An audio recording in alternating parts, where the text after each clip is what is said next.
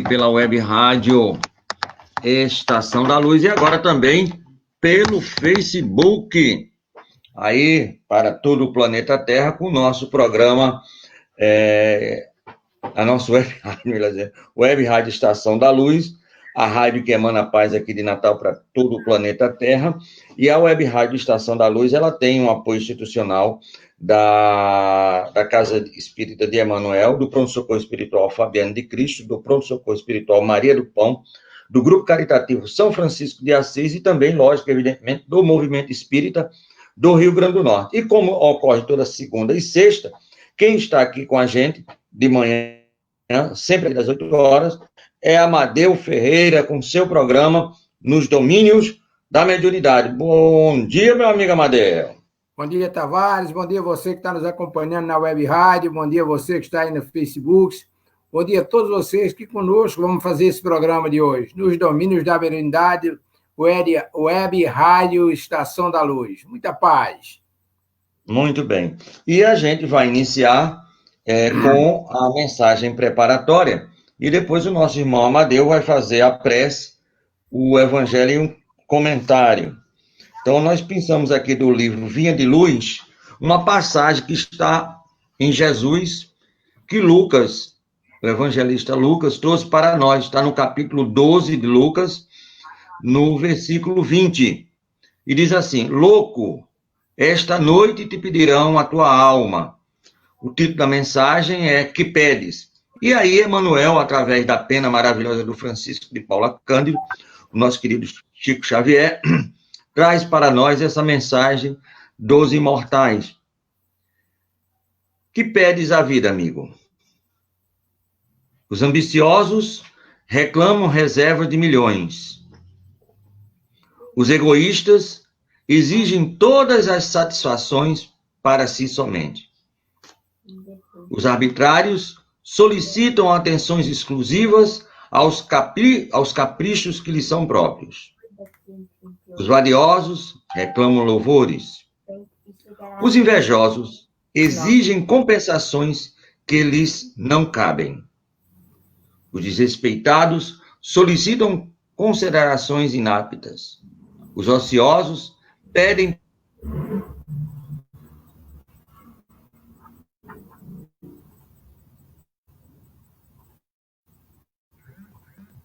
prósperos. Os revoltados reclamam direitos sem deveres. Os extravagantes exigem saúde sem cuidados. E prossegue Manuel. Os impacientes aguardam realizações sem bases. Os insaciáveis pedem todos os bens, olvidando as necessidades dos outros. Essencialmente, considerando, porém, tudo isto, é verdadeira loucura, tudo fantasia do coração, que se atirou exclusivamente à posse efêmera das coisas mutáveis. Vigia, assim, cautelosamente, o plano de teus desejos. Que pedes da vida? Não te esqueças de que, talvez nesta noite, pedirá ao Senhor a tua alma. Francisco Cândido Xavier, pelo Espírito Emmanuel. Meu amigo, estamos agora preparados para a sua prece. Como diz você, maravilha. Então, elevemos os nossos pensamentos ao alto, implorando a misericórdia de Deus, nosso Pai, para todos nós, encarnados e desencarnados, assistência morável do amado Mestre Irmão Jesus, através de seus mensageiros do amor, que possam eles espargir nós, que nesse momento estamos iniciando esse trabalho sobre todos os necessitados do plano espiritual. Derrame, Senhor Jesus, as tuas bênçãos, a tua proteção, o teu lenitivo, dá-nos a sabedoria e missões, chegando até os nossos irmãos com esta mensagem de amor. Permite-nos, Mestre amado Irmão Jesus, que em teu nome, com a anuência de Deus nosso Pai, possamos iniciar o nosso programa nesta manhã com muita paz e muita harmonia em nossos corações. E vamos à leitura do capítulo 14, Honrai o vosso pai e a vossa mãe, no item 1. Sabeis os mandamentos. Não cometereis adultério, não matareis, não roubareis, não prestarei falso testemunho, não farei mal a ninguém, honrai o vosso pai e a vossa mãe. Está em Marcos, capítulo 10, versículo 19. Lucas, capítulo 18, versículo 20, e em Mateus, capítulo 19, versículos 18 e 19. Honrai o vosso pai e a vossa mãe, a fim de viverdes longo tempo na terra que o Senhor vosso Deus vos dará. Está em Decálogo, Êxodo, capítulo 20, versículo 12. Piedade filial. O mandamento, honrai o vosso pai e a vossa mãe, é uma consequência da lei geral de caridade e de amor ao próximo, visto que não pode amar o seu próximo aquele que não ama seu pai e a sua mãe, mas que o termo honrai encerra um dever a mais para com eles, a piedade filial. Deus, desta forma, quis mostrar que o amor se deve juntar o respeito, as atenções e a condescendência, o que implica a obrigação de cumprir-se para com eles, de ainda mais rigoroso, tudo que a caridade ordena em relação ao próximo em geral. Esse dever se estende naturalmente às pessoas que fazem as vezes de pai e de mãe, e que têm tanto mais mérito quanto menos obrigatório é o seu devotamento. Deus pune sempre com rigor toda violação deste mandamento. Então, simplificando, os itens 1 e 2 tratam dos 10 mandamentos e sintetiza na piedade filial, o irmão Kardec transcreve aqui, o nosso dever para com os nossos pais. O próprio texto, no desdobrar deste contexto, nos avisa que muitas vezes, ou muitos pais, melhor dizendo, não são para os filhos aquilo que deveriam ser. Assim como também muitos filhos não são para os pais o que deveriam ser. Porque só o simples fato de um pai ser o portador das graças divinas, nos colocar aqui na Terra numa experiência encarnatória, já mereceria todo o mérito possível para que fossem tratados da melhor maneira possível, né? Mas aí a gente tem que parar e refletir algumas coisas, né? Por exemplo, diz a espiritualidade que a verdadeira família é a família espiritual, mas que na composição desta família aqui na Terra, essa família consanguínea, reúnem-se aqui espíritos afins e espíritos adversos. Aqueles que vêm da própria família espiritual e aqui constituem a família harmoniosa. Entre aqueles irmãos também vêm aqueles que são os desafetos do passado e que também vêm aqueles que precisam melhorar com os bons exemplos e servir de instrumento de crescimento para aquela família. Portanto, acaba sendo uma família que deveria ser totalmente harmoniosa, acaba sendo bastante heterogênea e reunindo pessoas de aptidões, gostos e tendências diferenciadas. E isso resulta nas dificuldades, que para a gente amar indistintamente, naturalmente precisa de desdobramento maior, de boa vontade, de desprendimento, e aí o que consubstancia tudo precisa de amor. Que Deus nos cubra de bênção e paz e que Jesus nos ilumine e proteja. Não é isso mesmo, seu Tavares? Aí o nosso irmão Delcio, lá de São Paulo, mandando seu alô. Que Deus o cubra de bênção, meu querido irmão. Jesus ilumine e proteja você e seus familiares. Dona Francisca Vicente, Deus abençoe, minha querida. Tá danada, Deus te abençoe. Um abraço aí no seu Léo. Deus ilumine vocês.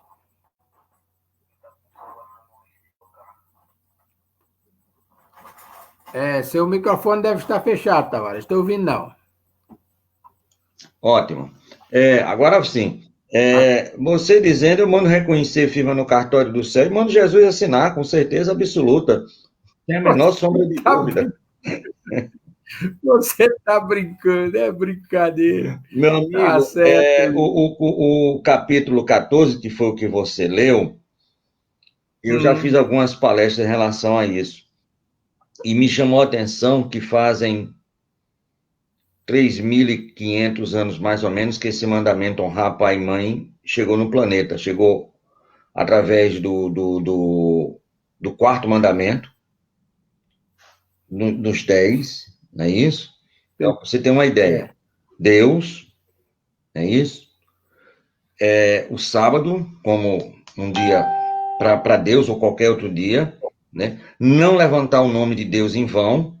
Então, os 3 primeiros seriam para Deus. Quando ele parte para o mundo, quer dizer, para a coisa material, o primeiro mandamento é o quarto, honrar pai e mãe. Aí Jesus, lá, 1.500 anos depois de sair, bate na mesma tecla.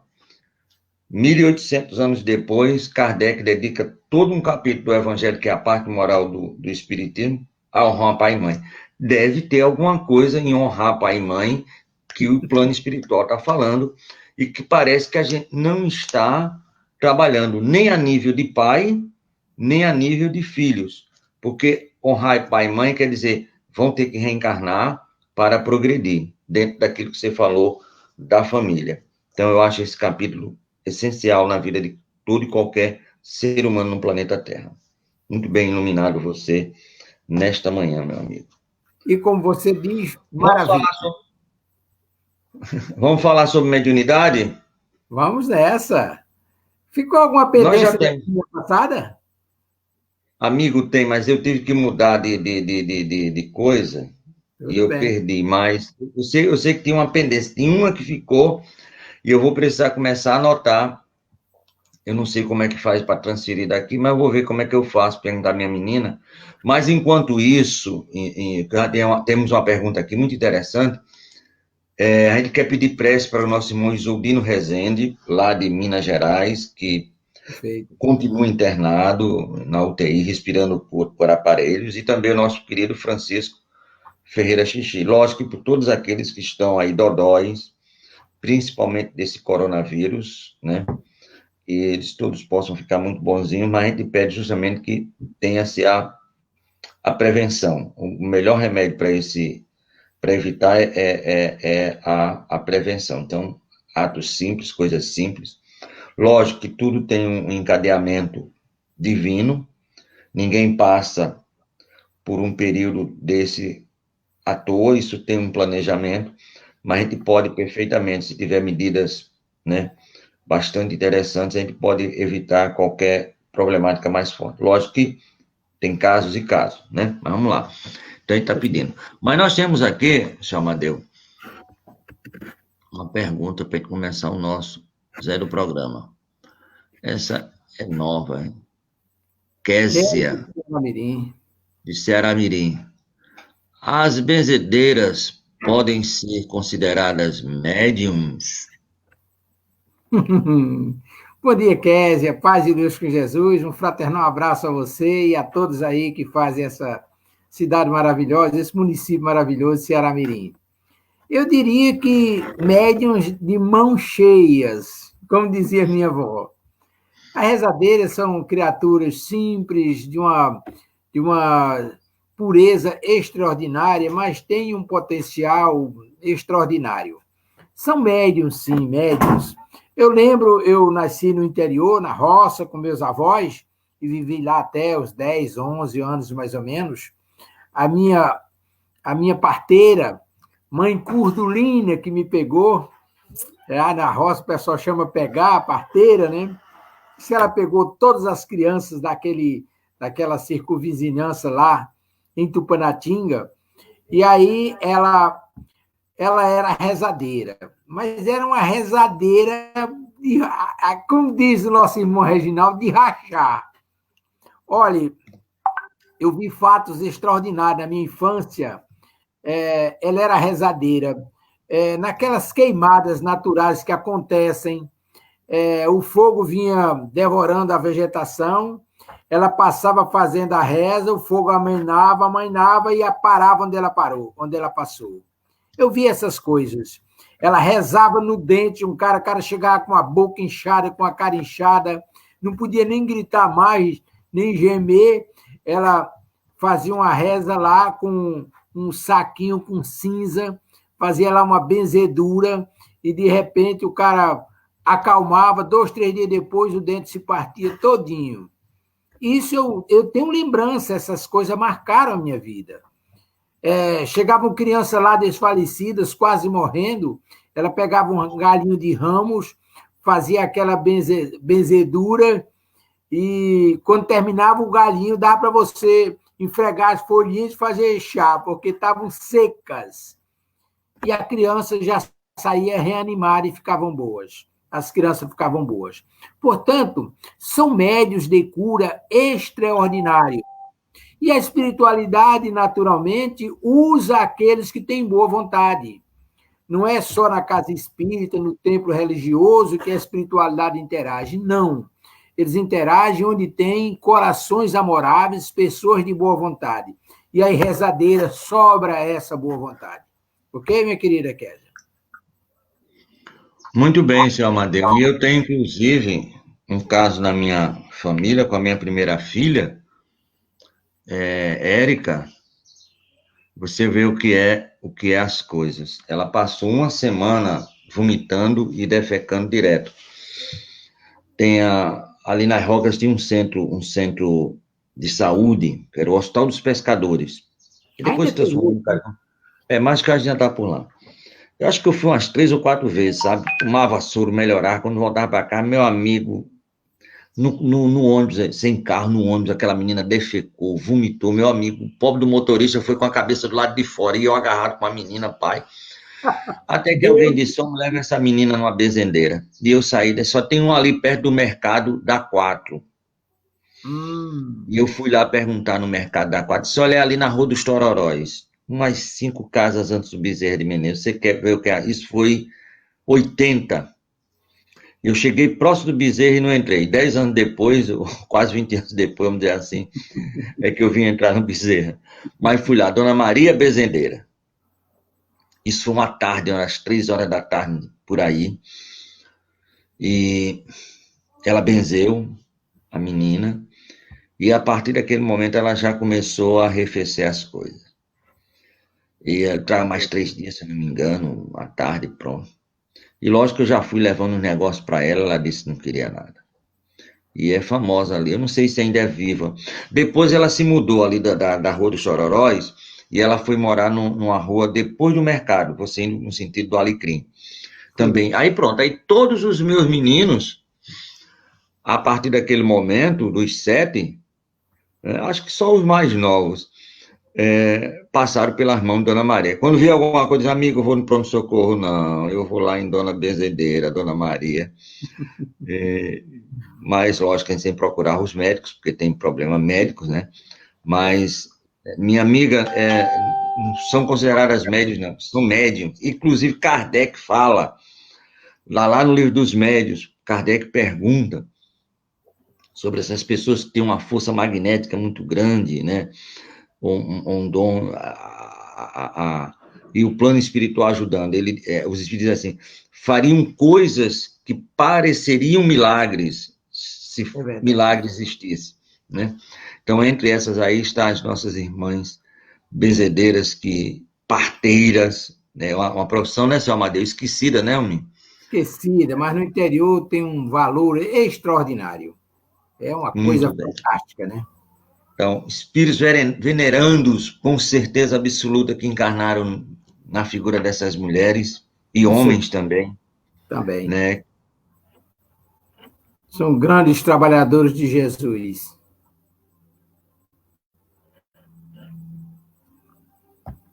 Quanto foram eles que salvaram muitas e muitas vidas, né? Deixa eu ver aqui. Tem um aqui. Seu Amadeu? Sim.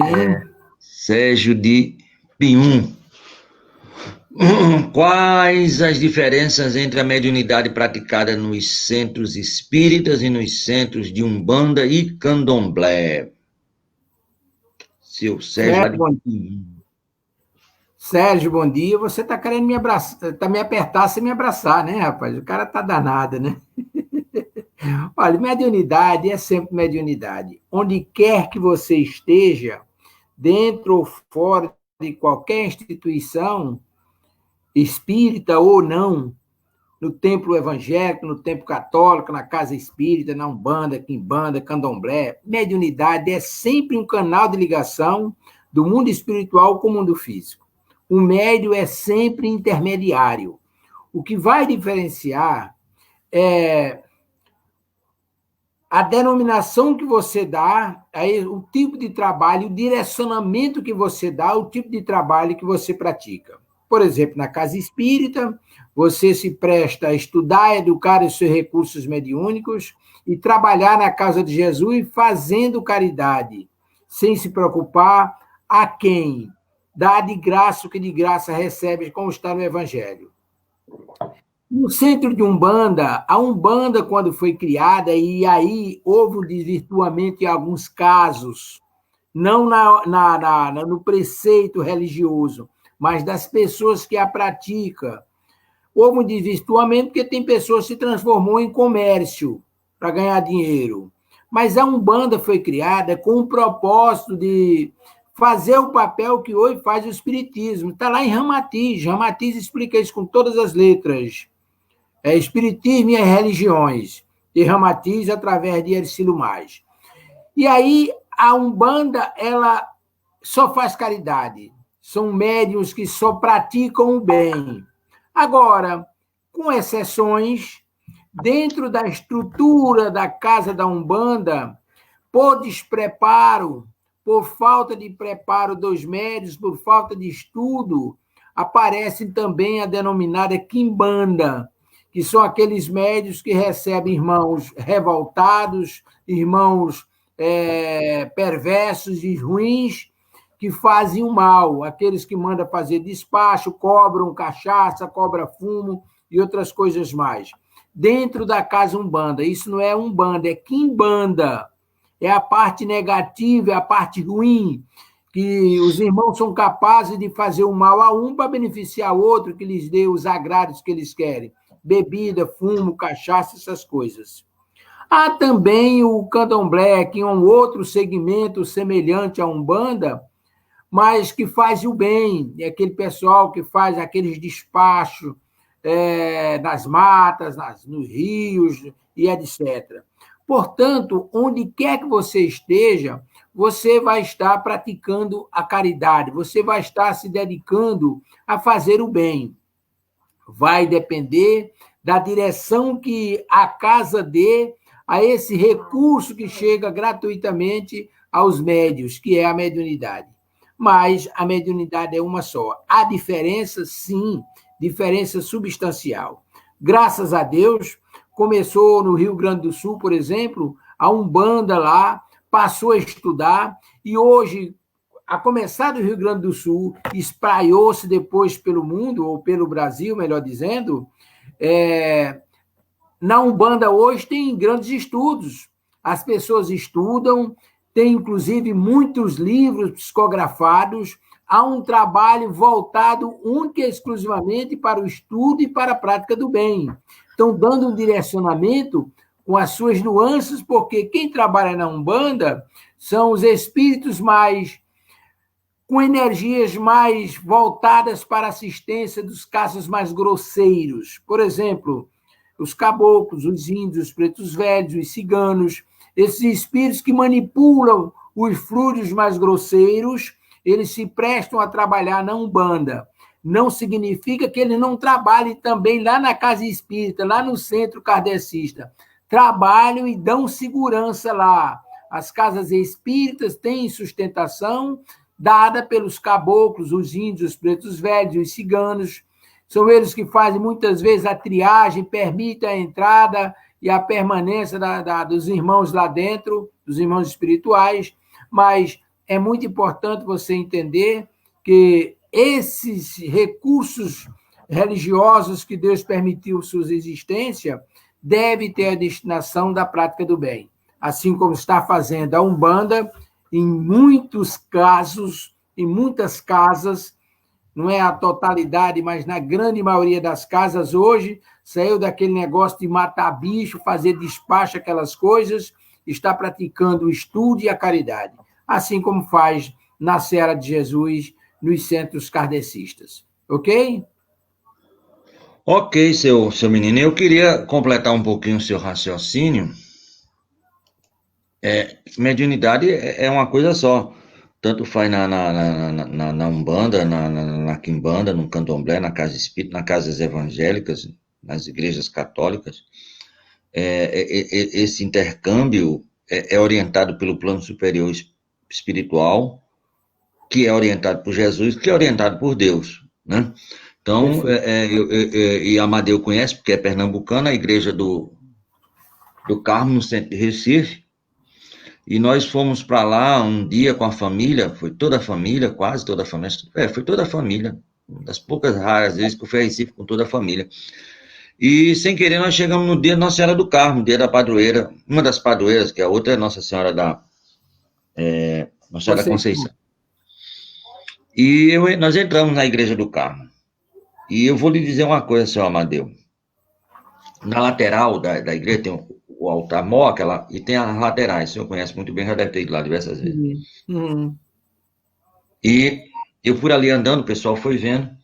E tinha uma imagem de uma santa, eu não sei qual era a santa. E tinha uma senhora, uma mulher de meia idade, seus 30, 40 anos, orando. Senhor Amadeu, eu vou lhe dizer que eu sou um médio pedra, o senhor sabe muito bem disso, o senhor me ensinou e sabe que eu sou pedra até umas horas. Mas eu, ao me aproximar da mulher, uma energia tão grande que eu parei, estanquei. Comecei a arrupiar dos pés à cabeça. E aquela energia me tomou, e aquela mulher naquele solilóquio com aquela imagem, foi uma coisa assim que eu digo, eu vou desencarnar daqui a pouco. Pobre de médium, sim. Não sou Dona Ana, que sabe receber os espíritos no bom sentido, mas aquilo, o que é isso? Eu disse, meu amigo, são 300 anos de pessoas que passam aqui e tocam nessa imagem. Isso aí é um verdadeiro rotor. Se o cara tiver mérito e a misericórdia do Pai, ele toca aí e o câncer desaparece na hora. E são 300 anos só de energias positivas. Então, para ver onde é que está a mediunidade. Nossos irmãos evangélicos, quando vão fazer oração, aquelas orações que para a gente parece um grito, eles levantam as mãos. O que é isso? Você fazer uma oração e levantar as mãos. É o passe. Então, imagina numa igreja evangélica, 100, 200 pessoas orando, certo? Se alguém ali tem o merecimento, olha o rotor de novo. Se alguém ali tem o merecimento e a misericórdia do Pai, aí ficam bons. Aí os caras dizem, não, isso aí é o Pai.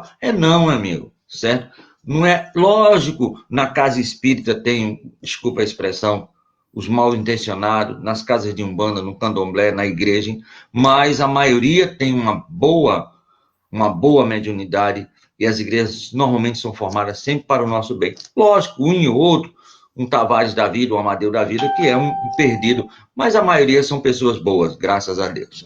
Graças a Deus. São um instrumento que Deus coloca em nossas mãos para fazer o bem sem olhar a quem, fazer aos outros aquilo que gostaríamos que os outros nos fizessem, né? E aí, a mediunidade é o canal. É o grande canal. Mas tem uma pergunta que chegou depois, mas me diz, a Solange, certo? Mas eu vou colocar um pouquinho antes, porque acho que tem a ver com essa questão, a do Júnior de Nó Parnamirim, não é porque ele é cadeira cativa não, certo? Me perdoe, mas acho que, para não perder o fio da ninhada, como diz o outro, Júnior de Nó Parnamirim pergunta, por que alguns espíritos vêm vestidos de preto velho? Ou eu posso completar, ou vestido de índio, ou vestido de caboclo. Será que eles são sempre pretos velhos, sempre, nunca evoluíram, são sempre índios, nunca evoluíram? Por que eles vêm? Eu achei interessante esse negócio de vestido, né? Como se fosse uma alegoria, uma fantasia. Por que, seu menino, se apresenta algumas vezes? Depois que o senhor terminar, eu quero contar uma história aqui de um preto velho que eu conheço. Não é o senhor, mas eu vou contar uma história. Eu ainda não tenho história. Bom dia, Júnior. Paz de Jesus. Obrigado pela sua pergunta inteligente. Veja bem, Júnior, a espiritualidade interage de conformidade com as condições que lhe são permitidas. Nada acontece por acaso na causa de Jesus e na casa de Jesus. É importante a gente lembrar, diz a espiritualidade, e aí você vai encontrar aí uma leva muito grande de obras voltadas para esse trabalho, Robson Pinheiro, um bando de gente aí que trata dessa questão da presença dos caboclos, dos índios, mas com referência que você faz aos pretos velhos. Eu vou lhe dar um exemplo muito clássico. Né? O irmão Bezerra de Menezes, isso ele me disse, ele já foi preto velho. Ele já foi preto velho. Ele morreu, inclusive, no Pelourinho. Ele tinha um trabalho em defesa dos irmãos, trabalho muito sério, e andou constrangendo os interesses do seu senhor. E o seu senhor simplesmente pegou o irmão Bezerra, mandou colocar no Pelourinho e esqueceram dele lá. E ele ficou lá, esquecido. E aí desfaleceu, isso ele me disse, e o irmão Cecílio já tinha me contado, e ele veio depois, em outra oportunidade, e confirmou. Aí ele desfaleceu, e de repente ele sentiu uma energia diferenciada, quando abriu os olhos, olhou, era o próprio Jesus que estava ao lado dele. E aí Jesus mexeu nas mãos, e aí produziu lá um pãozinho, um pedaço de pão, disse, come, meu filho.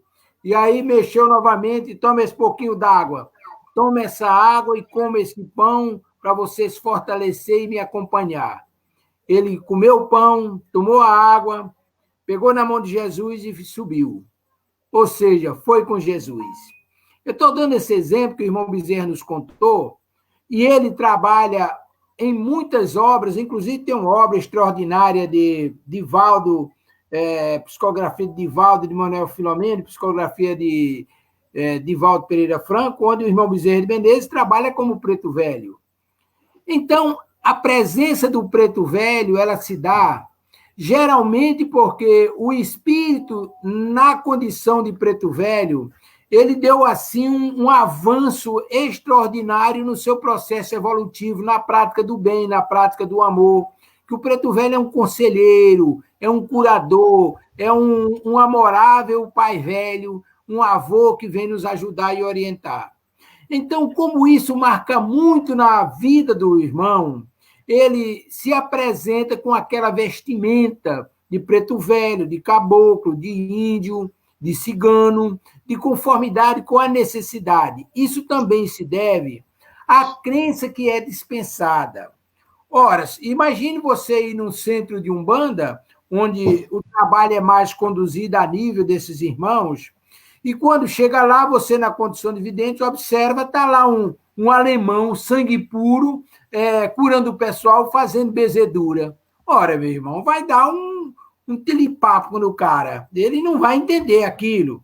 Mas se ele olha e vê o preto velho sentado lá no banquinho, fumando seu cachimbo, dando baforada, que é o passe que ele aplica, e aí você vai se sentir fortalecido, vai entrar naquela sintonia e acaba recebendo os benefícios que você vai buscar. Portanto, é exatamente o fato de o espírito ter tido naquela encarnação, ou numa encarnação, aquele processo evolutivo, dedicou-se ao amor, dedicou-se à caridade, e aí houve uma marcação profunda em sua existência, naquele processo encarnatório, e aí ele sempre aparece, quando lhe é permitido e há necessidade, com aquela vestimenta de caboclo, de índio, de preto velho e tal. Mas não nos esqueçamos que os pretos velhos são espíritos elevados, são espíritos bons, e eles agem de conformidade com o merecimento de cada um e a necessidade naquele momento. Obrigado, nossa irmã Francisca Vicente, que Deus te cubra de bênção e paz. Nós sabemos do que estamos falando, né? Pois não. Muito bem, senhor Amadeu Ferreira. Medrado, quem teve o prazer de entrevistar aqui, terminamos, me lembrei agora.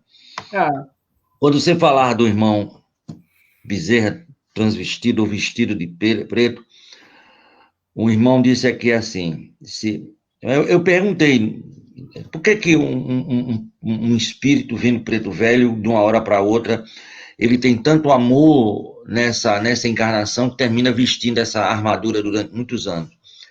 Qual é o motivo? E o irmão falou aqui perfeitamente, é que eles apanharam sem reagir. Bela Eles definição. não reagiam. Foi uma vida todinha para apanhar sem reagir, apenas agir. Aí ele falou assim, veja a importância do não revidar. Aí eu me lembrei do nosso querido Gandhi, né? Do não revidar. Quando você recebe a insulta e não vai pelo mesmo viés. Aquilo aí, que a vossa plante o bem com o mal. Muito bem. Aí Medrado trabalha muito tempo com o doutor Bezerra, e ele disse, olha, vai lá na Bahia, e na Bahia tem centro de Umbanda, não desculpa, com todo respeito, não é isso aqui que nós temos em Natal, porque realmente Umbanda e Candomblé, Bahia, Recife, Pernambuco, Bahia e Rio de Janeiro, de uma verdade bem raiz mesmo, lógico que as outras têm, mas lá é uma coisa fantástica. O senhor sabe muito bem como é em Recife, como é na Bahia e no Rio. Um beijo. E ele vai lá no tal centro que vai se encontrar. E ele foi lá e conversou, fez a palestra e tudo mais, e nada de ver o doutor Bezerra. Ele não chamou para vir aqui, disse que estava aqui e tal. Aí terminou o negócio, começou o trabalho lá do cabo, e os cabos começaram a girar e começaram a bater, e tá para lá e papapá. E começou o atendimento com os pretos velhos. E ele viu lá um caiador de parede lá danado, e um outro, que não tinha muita gente, disse, eu vou aqui na fila para esse menor, porque até eu levo mais tempo, vamos embora. E quando ele chegou para ser atendido, né, da cabine, né, estava lá sentado no tamborete, o médium. E com o médium, doutor Bezerra. Quando ele viu que ele foi falar, o Bezerra disse, calado. Aí ele disse, o médico disse, eu não vou sair, eu vou ter que falar com o médico assim que ele parar o trabalho. Parou, uma pessoa humilde, normalmente os médios da Umbanda e do Candomblé são pessoas muito humildes, maioria analfabetos. É por isso que a grande dificuldade do estudo, né, que eram sempre pessoas muito humildes, muito, sem instrução nenhuma. E ele perguntou ao médico, quem é que você trabalha? Isso é Pai Joaquim de Angola. E Pai Joaquim de Angola era para ele, mas para o mundo todinho, ou para o mundo espiritual, era Bezerra de Menezes, e assim Dona Joana, Vovó Maria Conga, né? E os espíritos não vestem a roupa que for necessária, viu? Acho que foi Sérgio, né? Sérgio não, foi... Eu estou agora na outra página. Júnior, né? Viu, Júnior? Então, e outra coisa, de acordo com a nossa necessidade.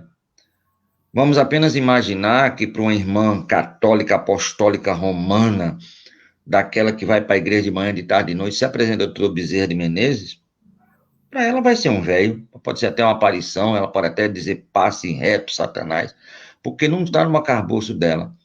Mas se ele se transvestir de São José, ou de São Bartolomeu, qualquer um santo da devoção dela, ela vai se sentir bafejada por Jesus, né? Que um santo da predileção dela.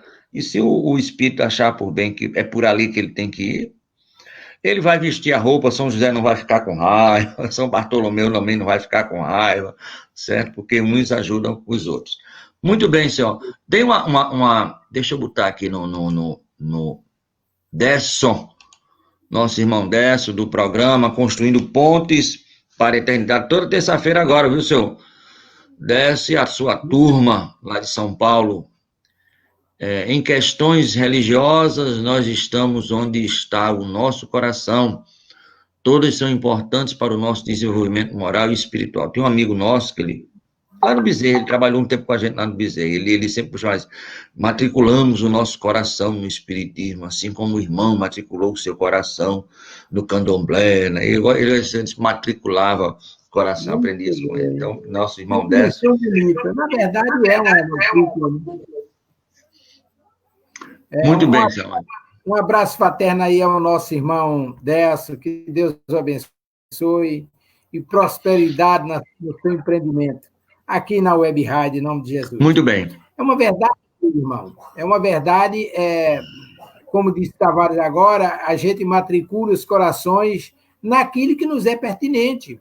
Imagine, por exemplo, se não houvesse essa heterogeneidade de centros, de igrejas, de templos e etc., nós estaríamos condicionados ao passado longínquo, a época de 2.000 anos atrás, onde a religião era uma única e quem não estivesse nela, o couro comia.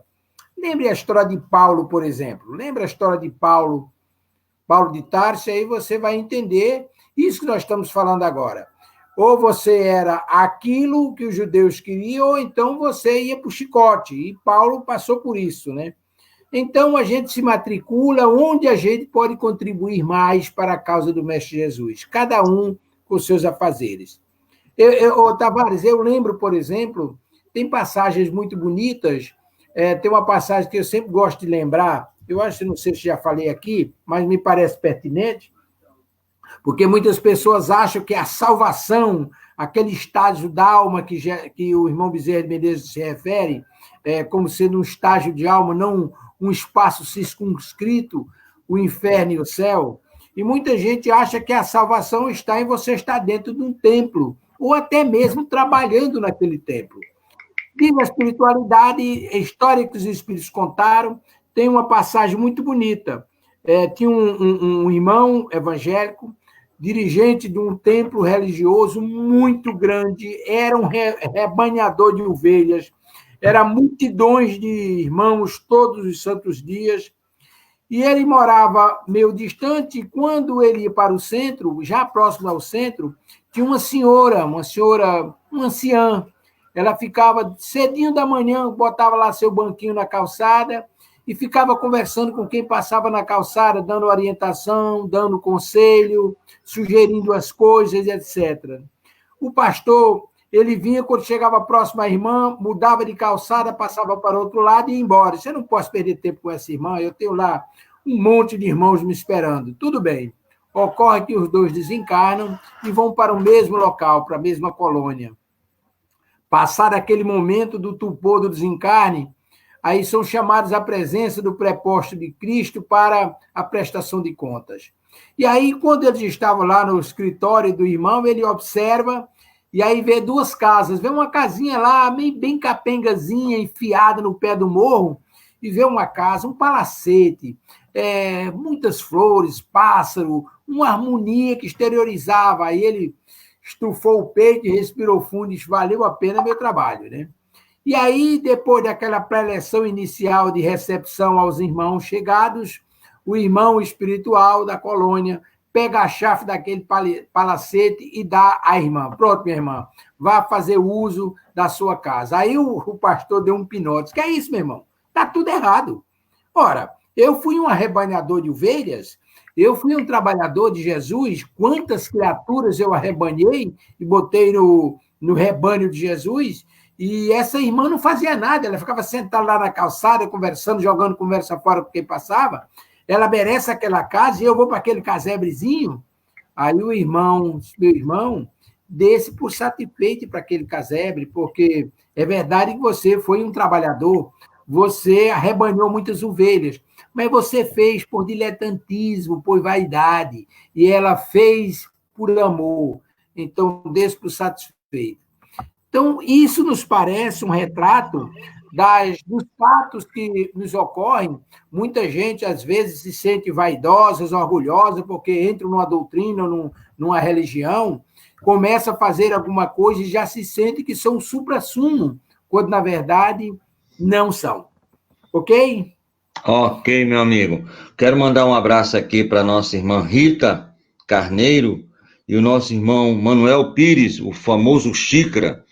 Manuel Pires era o cameraman, foi o primeiro cameraman da primeira versão de Jesus. Vê como o Caba já é rodado. O primeiro filme que fizeram de Jesus, ele foi o cameraman principal. Amigo Pires. Não é brincadeira, né? Lindo e maravilhoso. Meu amigo, nós temos aqui chegou aquela que eu pedi a menina para fazer antes, né? Deixa eu ver aqui. Sim, era a Késia, meu Deus do céu. Agora me perdi todinho. Tá aqui. Não, essa daqui, certo.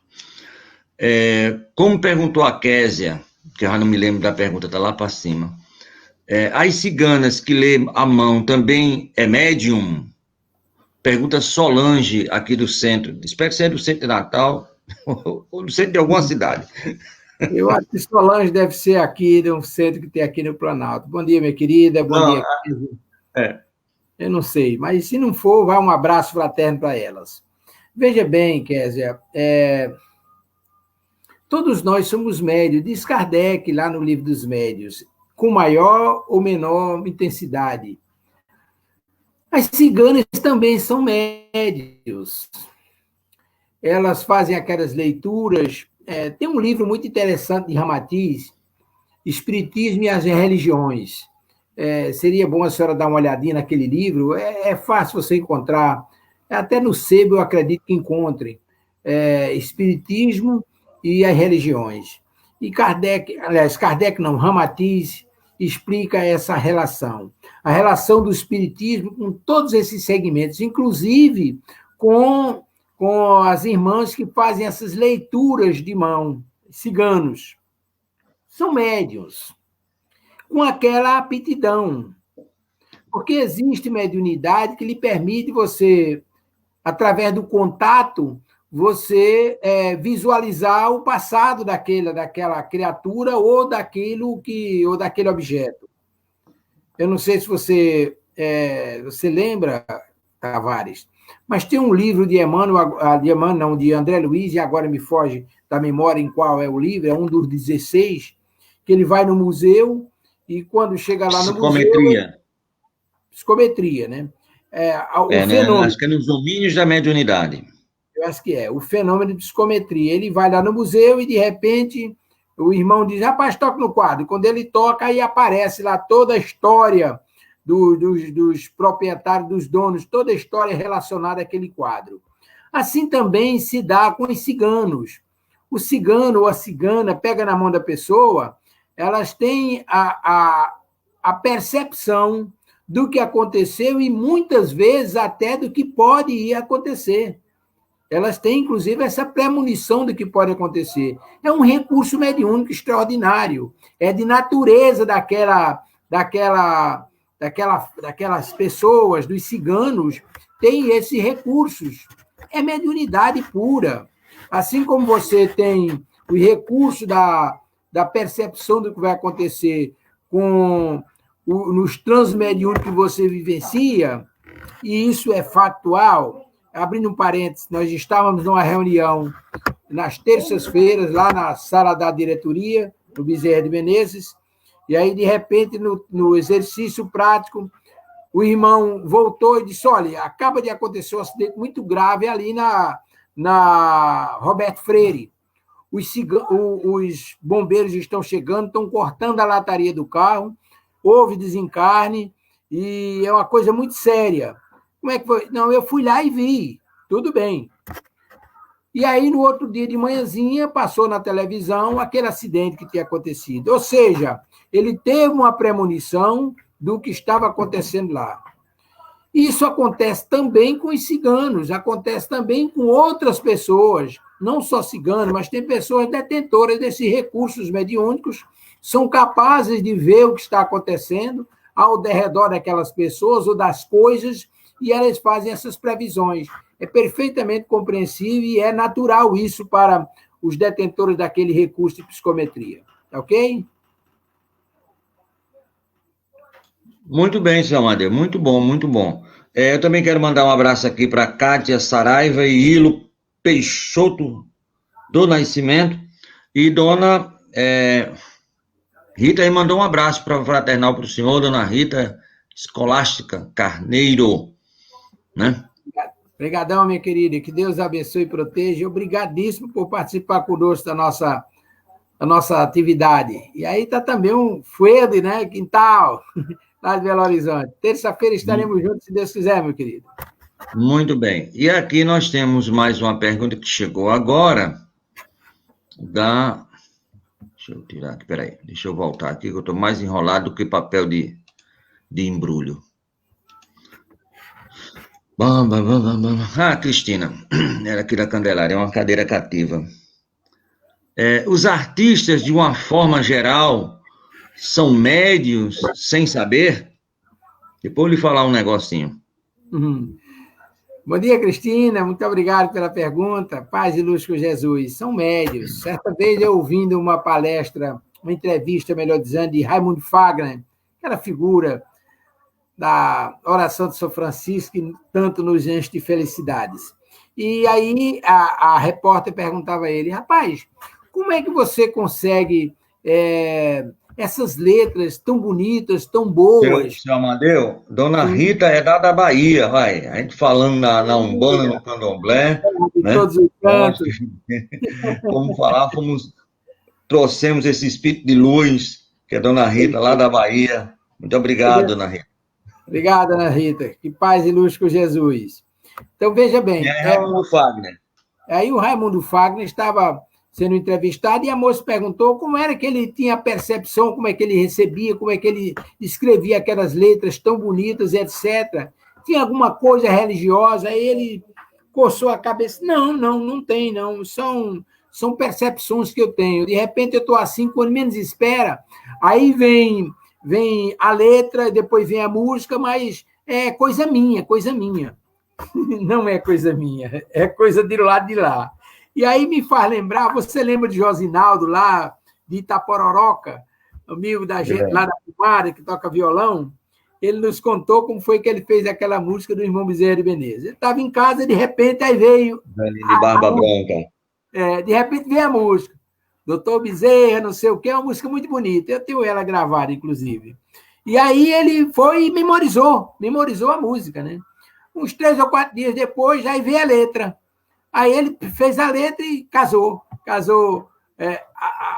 a coisa. Os artistas, de um modo geral, eles são médios, intuitivos, eles captam essas informações e transferem depois para o papel, e do papel eles fazem aquele trabalho. Dizem, inclusive, eu já ouvi esses comentários de pessoas que têm afinidade com eles, Roberto Carlos e Erasmo, quando eles estavam naquela fase de produções de música religiosas, etc., eles se reuniam à noite, no silêncio da noite, para produzir músicas, né? E aí Erasmo adormecia e Roberto ficava acordado. No dia seguinte, quando Erasmo despertava, estava a música pronta, letra e música pronta. Como é que foi? Não sei, chegou a intuição e eu fiz. Então, é a espiritualidade que faz isso. São médios intuitivos e de uma fidelidade extraordinária, que são capazes de captar essas informações do mundo espiritual e traduzir nas obras de arte que a gente vivencia nos dias atuais. E Roberto e Erasmo, eles tinham um negócio, Roberto principalmente, pelo menos Erasmo contando, né? Quando empancava um negócio numa letra, que não arranjava rima, que não arranjava a melodia para sair, porque ele diz assim, olha, eu trago as minhas coisas do ano, ele também traz, a gente se reúne uma vez por ano e faz tudo, pronto. E depois a gente vai embora, cada um para o seu lado. E ele já tinha pego essa manha. Quando dá um empanco desse, a Roberto Carlos dá uma dormida. E ele já sabia, deixa ele dormir, que quando voltar, ele volta com a solução. Quer dizer, o cara foi lá, perguntou, como é que é mesmo para dizer aí, para botar lá embaixo.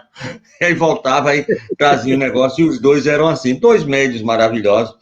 E no livro Nas Fronteiras da Loucura, também de Manuel de Miranda e Divaldo, o nosso querido Noel Rosa volta, tem uma parte lá dele que, né, aí ele não diz que é Noel Rosa, mas ele diz assim, eu estou cantando agora em outras vilas.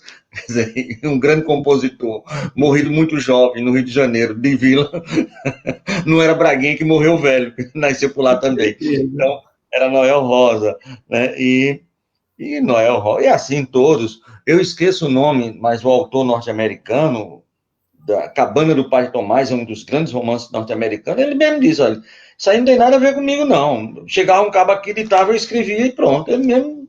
E o livro foi assim, vamos embora. Está lá na vida, história, na história da vida dele. Então, Aí o que é que eu ia falar? O artista em si, ele já tem a alma meio elétrica, né? O artista é diferente, você pode ver que é diferente das outras pessoas, certo?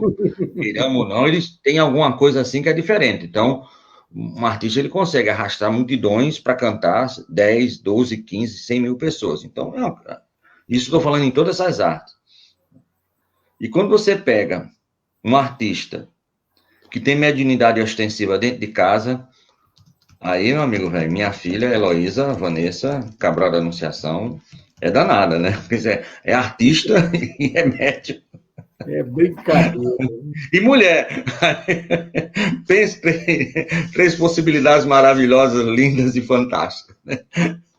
Então, mas a gente quer agradecer a todos. Meu amigo Amadeu, eu queria lhe fazer uma pergunta, que aí não é mais do pessoal, e eu vou, se chegar alguma, agora eu vou ver com a minha menina de fechar tudo, eu vou ver como é que eu copio para botar numa página, se chegar alguma pergunta, porque em menos de 5 minutos a gente não consegue trabalhar isso direitinho. Mas eu vou lhe fazer uma pergunta bem interessante.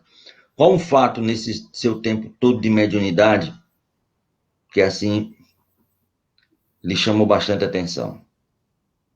Nessas suas aulas, nessas suas... Eu sei que tem muitas, mas me diga só uma. Eu vivi experiências muito bonitas.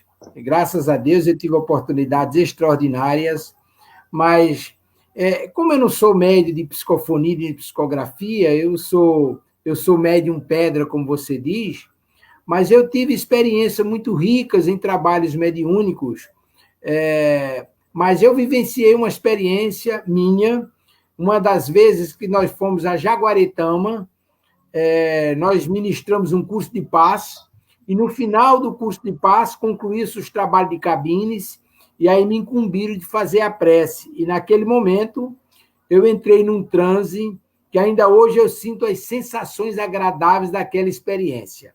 Olha, se mediunidade de psicofonia for aquilo que eu vivi naquele momento, eu vou pedir para, na próxima vez, eu vir como médium psicofônico, porque foi uma experiência riquíssima. A visão que eu tive de momento, as energias, inclusive o que disseram que eu proferi, foi um negócio fantástico, foi uma coisa que me marcou muito. Eu não esqueço as sensações agradáveis que eu vivi naquele momento. E em termos de trabalho que a gente vivenciou, eu tive experiências muito ricas, graças a Deus. Infelizmente, eu sou muito cabeça dura, não consigo colocar em prática todas aquelas oportunidades que Deus me dá, mas estou fazendo um esforço cabeludo para tornar melhor. Ok? Muito bem. O Reginaldo Pereira manda... Bom dia, seu menino. Reginaldo, um abração fraterno, meu irmão. Paz e luz com Jesus. Um cheiro nas crianças. Manda um abraço para você. E eu quero aproveitar esses 3 minutos, quase 2 minutos que nós temos aí, pedir para que você possa fazer a prece do final do seu programa nos domínios da mediunidade, mas eu quero convidar a todos, hoje à noite, nós teremos, viu, amigo seu Amadeu, o seu Alexandre Santos, de novo aqui com a gente, falando sobre o livro Céu e Inferno, o Código Penal da Vida Futura. Ele é aí da Casa de Caridade Chico Xavier, e ele vai vir hoje à noite terminar o trabalho que ele começou terça-feira passada. Ótimo. No sábado à tarde, o Orson Peter e os amigos da comunidade espírita Caibá Schubert, lá de Matão, onde viveu nosso querido Caibá Schubert, vai estar aqui no nosso programa falando sobre a influência da arte na evolução do espírito.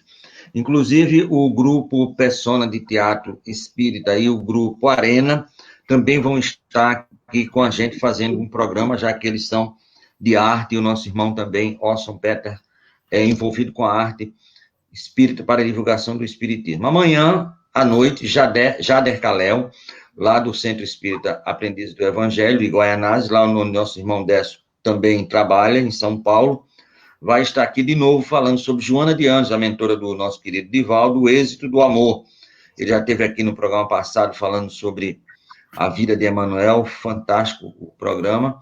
No domingo, nossa irmã Cristina Pires, aí de Pernambuco, de Recife, ela é presidente da Federação Espírita Pernambucana, junto com a Ana Maria Champolioni e o Washington Luiz, vão estar aqui falando sobre a mediunidade e a infância.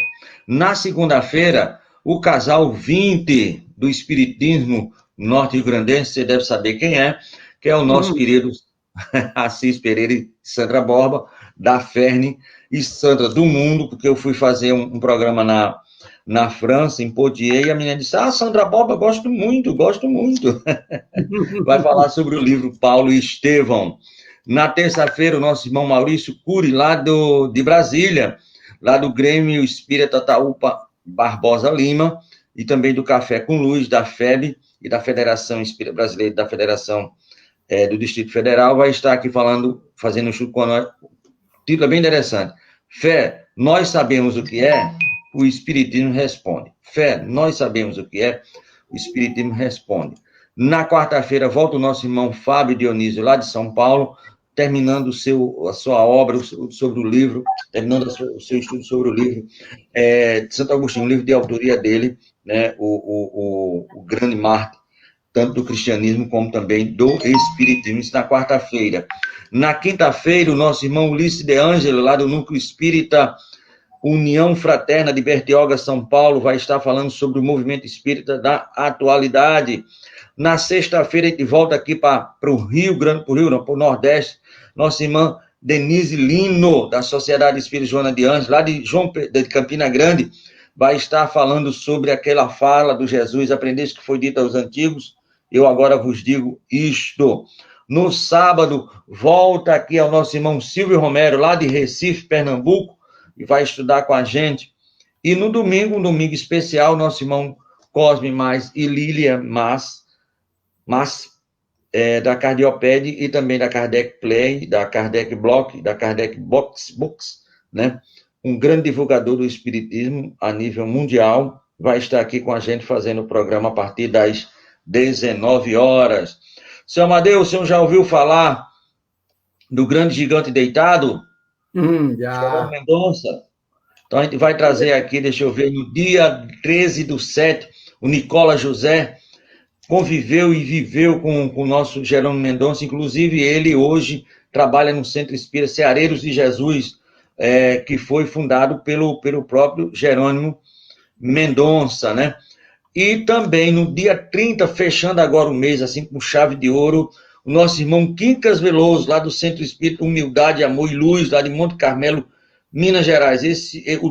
A palestra que ele vai falar, que ele vai fazer, é Chico, um homem chamado amor.